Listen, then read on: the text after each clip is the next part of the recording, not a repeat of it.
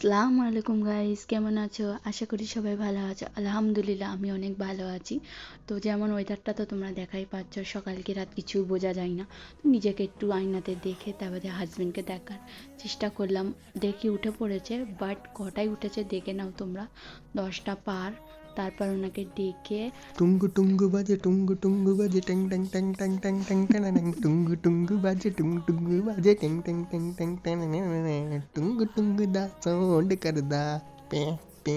তো ওনার সংটা তো তোমরা শুনেই দিলে কেমন সং ওনার। তো তারপর উনি মুড়ি খেয়ে, মুড়ি আর আলু ভর্তা, মানে আলুর দম, সরি আলুর দম। তারপর ঘরের হালত তো দেখাই পাচ্ছ, দেখে আমার মাথাটাই ঘুরে যাচ্ছে যে কী অবস্থা। তারপর দুজনা একটু আয়নাতে দেখে নিলাম। ও হ্যাঁ, তোমাদের তো বলতেই ভুলে গিয়েছি, আজ আমার ননদের বাড়ি আমাদের নিমন্ত্রণ ছিল। তো তার জন্যই আমরা রেডি শেডি হয়ে আমার হাজব্যান্ড গাড়িটা বার করে আমরা যাওয়ার উদ্দেশ্যে বার হচ্ছি। তো দেখা যাক কতদূর যাওয়া হোক। আর হ্যাঁ, ওর ঘর অনেকটাই দূর, মানে ও বলতে আমার ননদ, ওর ঘরটা অনেকটা দূর। মানে কতটা দূর চলো তোমাদের দেখায়, মানে 5 মিনিট भी দূর না, এতটাই দূর। তারপর